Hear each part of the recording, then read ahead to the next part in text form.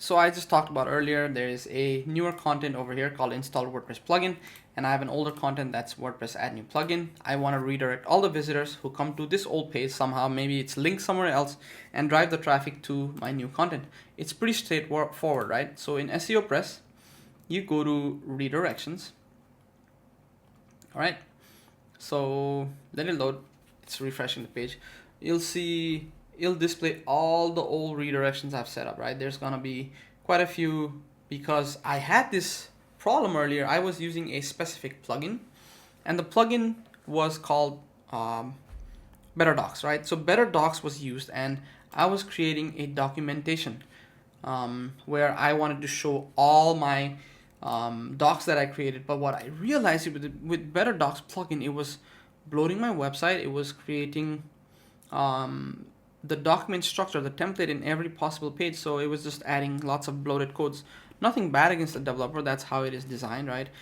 So I said, hey, instead I can use it dynamically. I can use my own Bloxy theme and everything else to create these support articles anyway. So let me just remove the structure. Now the problem is the URL completely changed.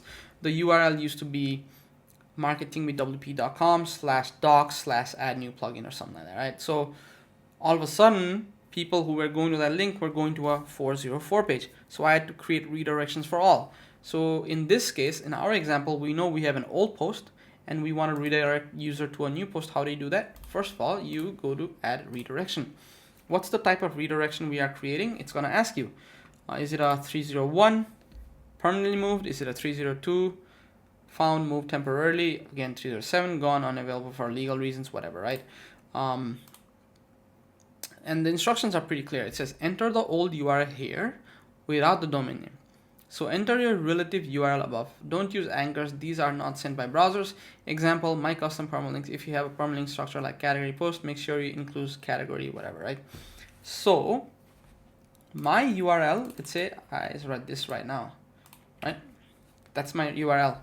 But what it says is usually if it's website/category, the slash is also not there.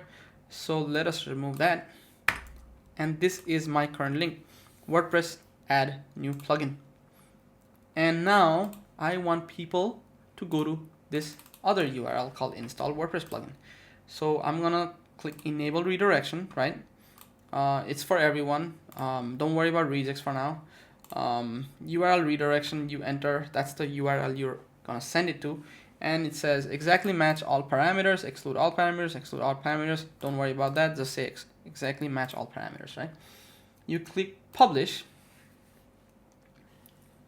Okay, so what happens now is you can test redirection, and if you see at the bottom left corner, it's gonna take us to WordPress add new plugin, which is this page, but it should automatically redirect over to install WordPress plugin. You ready?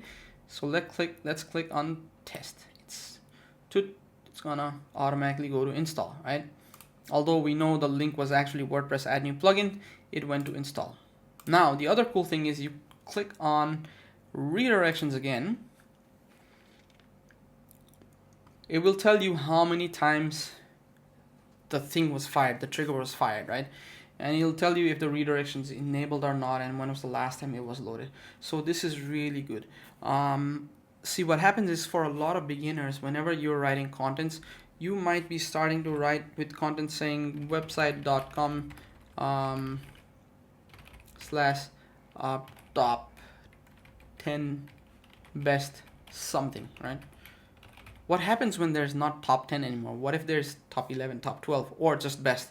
That's why usually we exclude numbers in the URL. That's what I recommend. So it'll be best something, right? Best something, even more precise if better, like XYZ. And if you have this new content, it's evergreen. Every year you don't need to update it. Some people in the beginning also put the year like 2021, but what happens if the year is not 2021 and now we're in 2022? What do? They create another post with 2022. Just don't do that, right? In the URL, try to make sure you're not putting numbers or year, because these things keep changing. So maybe just have XYZ generic, and then you just set up a redirection to that, right? So pretty straightforward. That's how you do it. And I told you my use case, like I used to have documentation and it shows you all the times it's been fired. The good thing is, since I created this redirection it sends people to the new website to the new content automatically. So I'm not getting bounces, I'm not getting 404 pages, I'm leaving the traffic on my own page. Also, something to note is there's this thing called link juice. So let's say your content had links on the previous URL and that link is not existed anymore, but if you create a 301 permanent redirection, there are SEO specialists who say that link juice is actually passed on to the new content as well. So this is always the smart way to do it. And again, you can always test it if it's working or not. Make sure you don't delete them. Once you add them, don't delete them. You can also import or export if you want, and if you have it in a bulk, like you see I had so many docs and stuff, I had to create in a bulk, so I actually downloaded their template. If you go to import export redirects, you can do a CSV. So that's an import, right? I don't want to import, I want to export. If you click on this, it will download, I believe, your CSV file, and you can do a bulk edit and then upload it. So that's how it is. I hope this was helpful, and I hope it helps you clean up your website when you make a mess out of your content and permalink structure.